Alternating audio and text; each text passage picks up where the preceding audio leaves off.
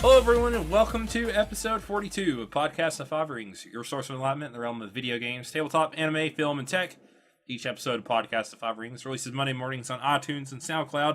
And now, topic by topic, day by day on YouTube, with the full video releasing on Fridays. Catch updates about the podcast or for other news. Give us a follow on your social media platform of choice. Listen to the description below. I'm your host, GM, and overseer of Podcast of Five Rings, Obsidian.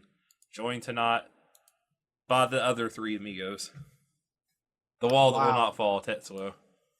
No, you know what? I'm going to stop you right there. That was really rude. You just introduced us all like we were nothing. Yeah, you don't get names. You're the three amigos. You're nameless. Like the three musketeers. They didn't have names either, right? Wait, but then does that make Obbs the apprentice musketeer who, like, didn't really matter? I guess so. For the three musketeers? Yes. I guess so. Yes, it does. I'm the Charlie to these angels. Oh my god. the Donatello to these three Ninja Turtles. Whoa, hey now, Donatello was pretty cool. He had a bow We're gonna staff. do a topic on that one on the Ninja Turtles one day. Some other famous foursomes. The Ringo Starr to the Beatles is Mal John Lennon. It's up to you or Meta. I don't know. I don't know enough about the Beatles. Enough about the Beatles. Okay. I don't know enough about the Beatles. I don't really either. I just know all their names. Oh, well. So there you go. Tried to slide that under the radar, I see. But you're not him. You're the Dark Fortune Duelist, and your name is Meta. That's right. And the resident wildcard Mal. Yep. Let it be known that he is not Sakura Haruno from Naruto. Oh my god. I just want the world to know that. Thank you. Nobody questioned it. Hey. I do what I can. I aim to please. So how's it going, everybody? Oh, it's fine. Yeah, pretty good. No, it doesn't sound Horrible. good for everyone. It's awful. This is awful. Let me tell you about my week. It's a week. There you go. I'm done. Yeah, I was telling you, Ted, I had an awesome new pizza place for lunch today that was really freaking good. That opened up by my work a few months ago. I just never went there till today. Really? It was pretty freaking sweet. Then I went and got some donuts while I was on lunch too, because it only took them 5 minutes to get me my pizza. Wow. And I ate some Wow. donuts. Like a fresh pizza, or like just a pizza slice? It's a wood fired, so it only takes like 5 minutes to cook. It's a thin crust. It's not like the crispy crust that you'll get, but it's called Neapolitan style pizza. Apparently, is the method of cooking it. Yeah, like Sabaro and yeah. That's like my favorite style of pizza. I really love that type. Chicago is mine. Chicago deep dish pizza will always be my favorite pizza. I don't want. That's half the reason I go to Gen Con every year is to eat deep dish pizza. You know, like the only problem I ever have with deep dish pizza is almost every time I've ordered this damn thing, there is like half of the deep dish. No, not even half. Like 3/4 of that deep dish is just breading. So all the toppings are still the same. Still not even saying about the cheese and tomato sauce, but fucking 3/4 of that is just now breading. They just but it's a nice breading. pizza lasagna, Meta. Oh my god! It's If not I even, want it's pizza not even lasagna, worth I'm the gonna make tomato lasagna with lasagna. pizza sauce. Yeah, you can make some easy bake. Get Easy some bake noodles, oven throw deep some. dish. Yeah, no, don't do that. I don't recommend that. But get some penne noodles or something. You can boil them, then put them in a 13x9 dish. Get some pepperonis, some cheese, some pizza sauce, whatever toppings you like, sausage. Then you just rebake it. That's your pizza lasagna right there. I would like to make an actual pizza lasagna. That would be badass. Yeah, that would be pretty sweet. Make a legit I think pizza I know lasagna. what I'm gonna try to make this weekend. Y'all are giving me ideas. Damn it! This is why I don't watch Shokugeki no Soma. Yeah, welcome to Podcast of Food Rings, your source of enlightenment in the realm of pizza, lasagna, all things barbecue delicious. pit boys, and other stuff. God. And we turned it to a food podcast. There's actually I do have a small story. I don't know how good the ending's going to be, but I guess I'll wait for your rave reviews. But you were talking about going to a new pizza place, and there's this one pizza place I want to go to that's nearby me. But every time I've passed it up, it's always closed. And this isn't like, oh, I pass it up on the same time of the day, or it's like on a certain day of the week or something, or it's like the weekend to the week, whatever. No, this has been on random different days, different times of those days. This place is never open, but it's a business. It exists, and it's there. Are you sure it's an actually See, existing business and not just an empty building? See, that's what I thought. That's what I thought. But there's chairs in there. It's not boarded up. The glass has been clearly cleaned so people can see in. There's no construction, and it's been there for years. Yeah. But I've never seen this place open. I'm starting to think that maybe it's just a front for something else. Probably like is. maybe they're actually cooking like, I don't know, pork buns back there, and they don't want anybody to know. I don't know. And I want to go in there now. We're actually a Chinese restaurant. It's gone to a food conspiracy. This is what it is. Yeah. I swear, I'm almost tempted to just start stalking this place. Check their reviews. See, but that's the thing. I tried that. I tried that too, and there's nothing for them. Speaking They don't exist. They're off the map. They don't have a Smash sign a or window, anything? see if it gets fixed. So I have to get really deep here, guys. We don't hear from you in a while. You know why. Yep. Well, Meta got himself arrested. He shouldn't have listened to Mao. Mao is full of poor Let's be advice. fair, though. That's just a rule of thumb. Mao's wisdom is shallow and poor. All about suffering. I mean, he'll help you figure out the problem. Just not end up where you want to go. I mean, this is true. It's like a half-baked wisdom. Yeah. Oh my god. That pun too. I just noticed it. Talking about pizza. Yeah. I got it. You got it in there. I almost snuck it in there. Yeah. All right. Let's get right to our topics then. Tetsuo, you are starting us off tonight, so take the lead there, broski. What do you got? Well, actually, I wanted to pick y'all's brain because I have a problem that's about to come up, and I'm sure other people have had this before. And so maybe we can all learn from everybody. I am going to be having a bunch of people over at my house sometime soon, and about 8 of us are going to be gathering. And I want to play games, but I don't want to do like the general like party games like Pictionary or any of that, kind of stuff. Yeah. Dude, don't dog on Pictionary, exactly, the ultimate board game. No, obviously. Mao was like, I will "Oh, fight God." you in the trenches on this one. But at the same time, like I always hate it whenever you go to like one of those type of events, and then you have like games set up across the everywhere, because then like everybody's not really, and you get like little, I guess, cliques for lack of a better term. But I wanted to see if you guys knew of any like really good games to play with like 6 to 10-ish people, averaging about 8 people.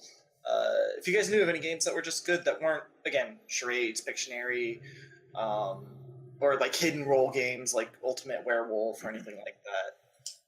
What's wrong with hidden role games? Yeah, I love Werewolf. There's nothing wrong with it, but those are always what you end up playing, so I wanted to do something different, I guess. If you like card games, I recommend Smash Up. I thought you were going to I've say not pina played coladas and No, getting caught in no. the rain. No, go on. What is this game? I wish I had now. Tell us about the great Smash Up here in a minute. Well, for those of you who don't know what Smash Up is, or have not listened to our podcast before, shame on you.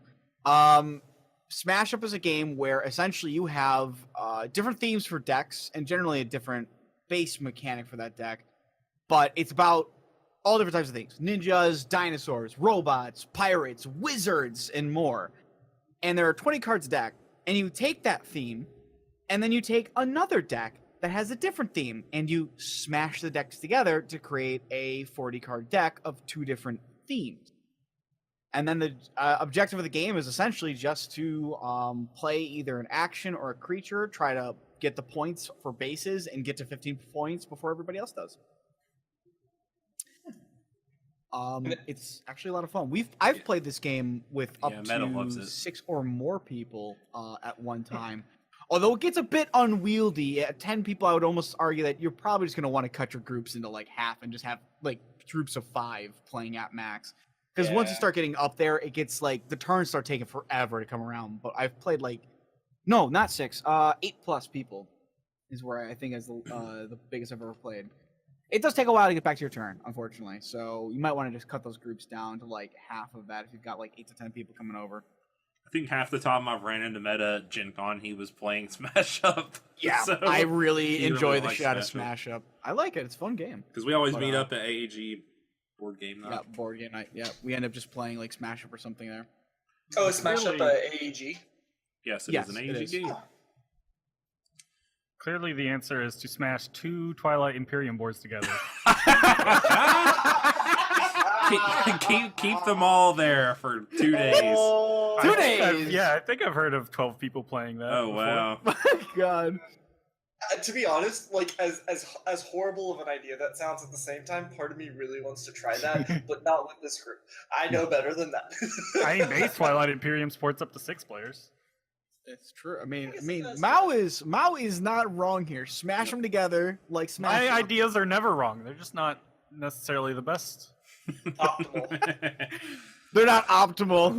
On a that's more real. serious note, there is 7 Wonders, which Oh. can base game supports 7 people, and with the expansion, you can get an 8th. You can do 8 people or 2 teams of 4, or sorry, 4 teams of 2, So, Yeah, I knew what you meant somehow.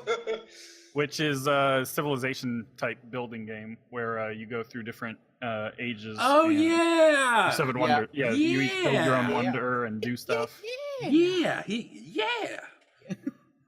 I've actually seen this game played before, and Mao's right. It's actually pretty. I think it's a simpler game too, so it's pretty easy to like introduce people Yeah. as well. Yeah, it's pretty fun. I've only played it at the 4, maybe 5 person level. Yeah, I've got it actually. Yeah, that's where I've played it. Yeah, I think it's pretty fun. Yeah. What else? I also have Shadows over Camelot, which goes up to 7 people. That's a fun game, although I've only played, I think, with 4 max, maybe. That game, I swear that game gets harder if you take away the trader and just make everybody a player. Yeah. Well, I Is, usually end up being the trader. I That is color usually me my role in most- surprised.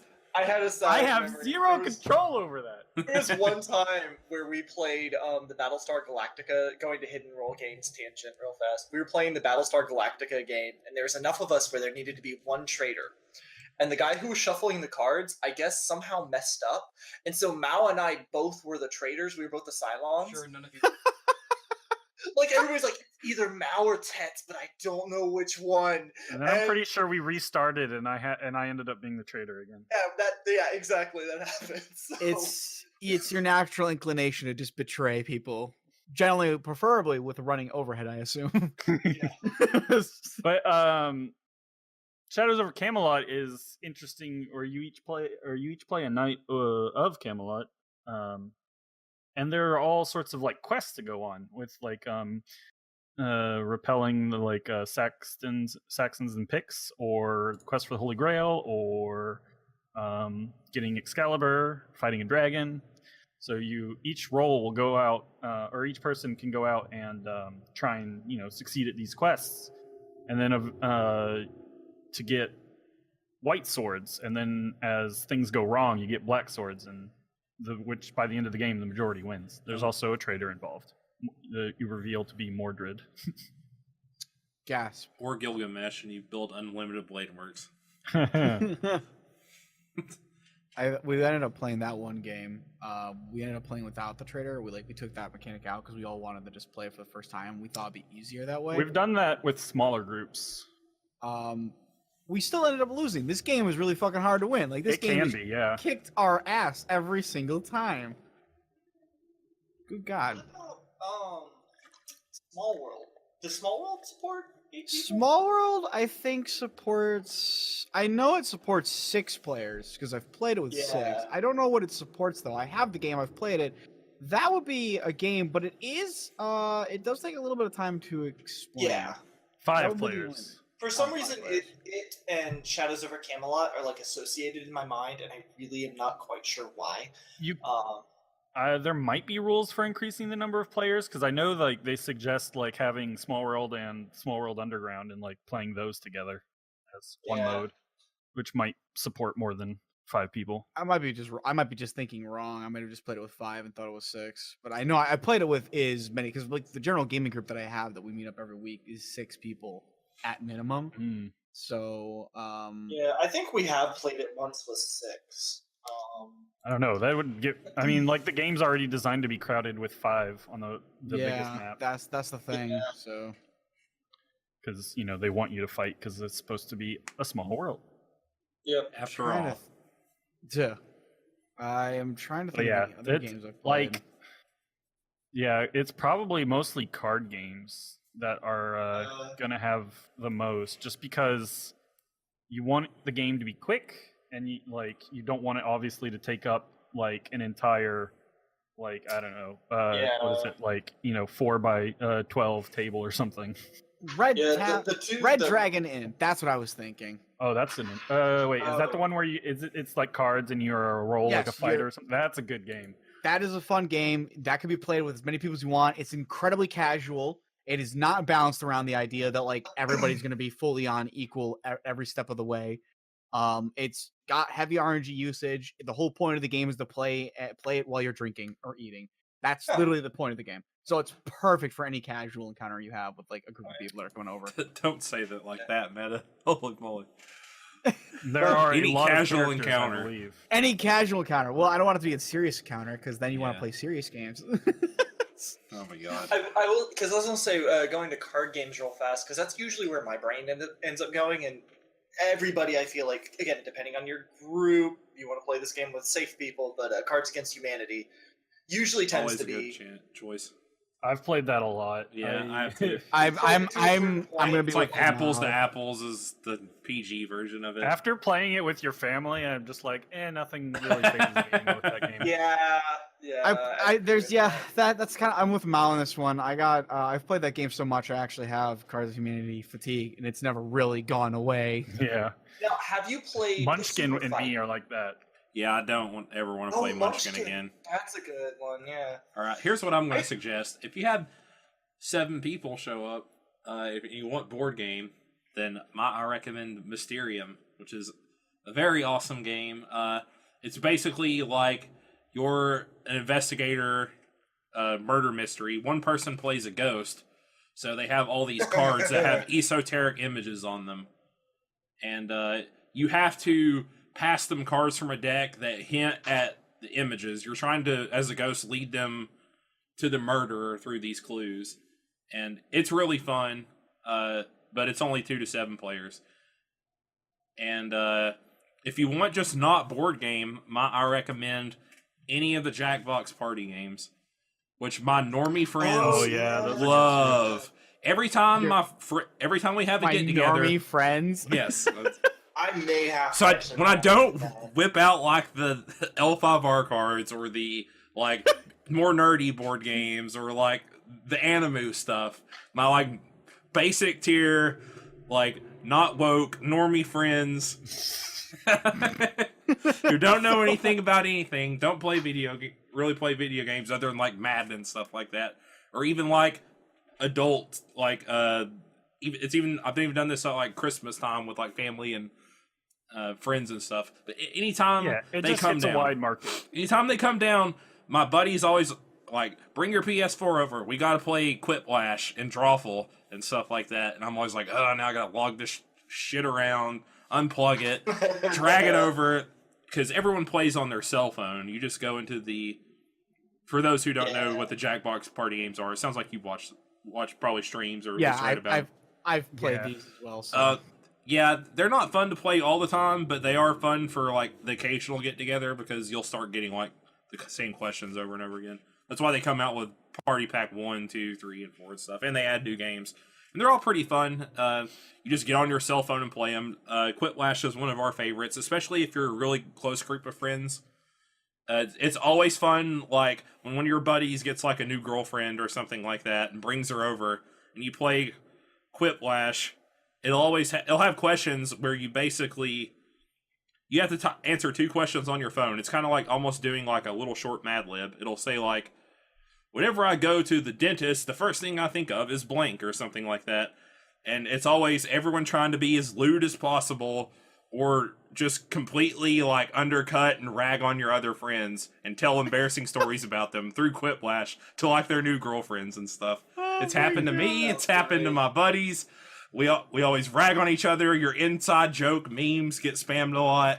And that's how people start voting for them and stuff like that if you want to get easy votes. Because you want to pick answers that are funny, but also that you want people to vote for. Yeah, So- so you pander to your audience. It's Exactly. the same sort of strategy as like Cards Against. Yeah, it's it's- the same thing. It's but you can put whatever you want. So you can put Right. your little inside jokes and stuff like that. And it's always freaking hilarious. And we just use it to rip on each other as much as possible. And have people who don't know the stories go, what? So that's my suggestion. I think it goes up to at least 8.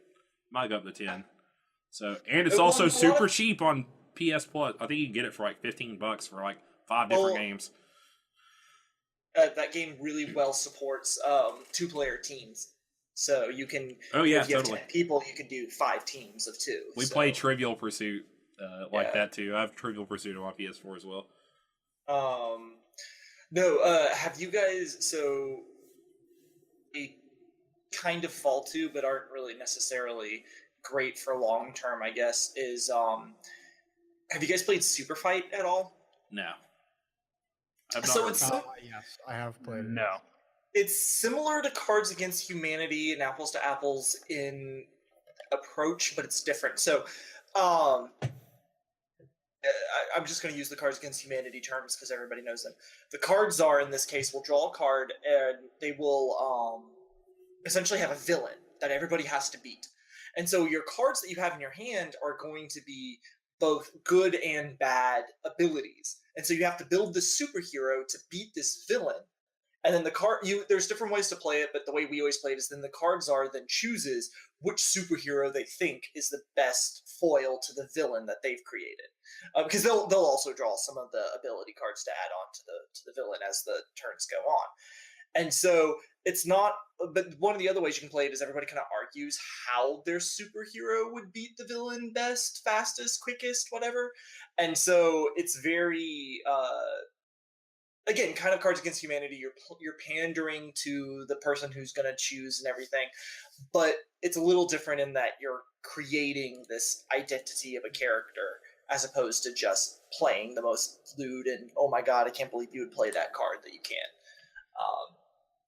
But it still kind of scratches that same itch, and you kind of run into the same problem where once you play it so many times, you start knowing the cards, recognizing the cards. Oh, this has been played, so I would imagine this type of thing is going to get played against it, type deal. Mm-hmm. But it's still fun. The other one that I have is a board game, and I think it supports natively 8, but I guess you could theoretically go up more, is Surdo. Have you guys seen that one at all? No.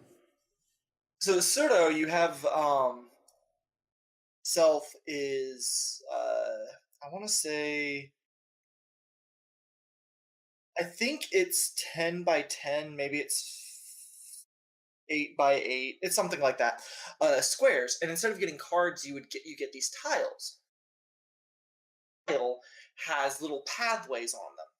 And the point is, you play the tile. Your little token starts off somewhere around the edge of the board, and when you play a tile, everybody who touches the edge of that tile moves to the edge of the path. So, like once you start laying 2 or 3 more tiles, you may go, across the board before you stop. Just whenever the path ends, and you go off the map, or if you hit another person, you're out. And so you want to be the last person standing in that case. So you don't, you're trying to place things that don't make you go off the board, but you're going to make 2 people or 3 people run into each other type deal. So that one's fun. That one's fast and quick. Yeah, it's like a good warm-up game. It's like 15 minutes. Yeah, 15 minutes if you guys are playing slow. It's a very quick game, but it's a lot of fun as well. Because again, the way the tiles are, you can rotate them in your hand to, play them in whatever direction you want to get the most optimal result. So that one's a lot of fun. Those are the 2 other games that I could think of. But I didn't know if you guys have anything else. Gone are the days of World of Warcraft LAN parties. So. I Halo. miss those. Those were fun. They were as fun. fuck. Just in general, couch gaming. I mean, not that that's for 8 people, but Yeah. No. Yeah, it's just That's a LAN, whole separate LAN topic. parties in general are the way of Yeah. the dinosaur. Never Never. again will you get your buddies together to play Halo all in one room on 2 separate TVs. Well, but I mean, you could. No, I guess you can't really all jump onto the same network and play together, can you? Because I remember there was issues with Destiny with people trying to do that. Yeah, I wouldn't want to do it anyways either. So that was the zeitgeist of the time, like 10 to 15 years ago. But anyways, as you Show our said, age. another topic. Yeah, I know. All 30 of my ancient years on this planet.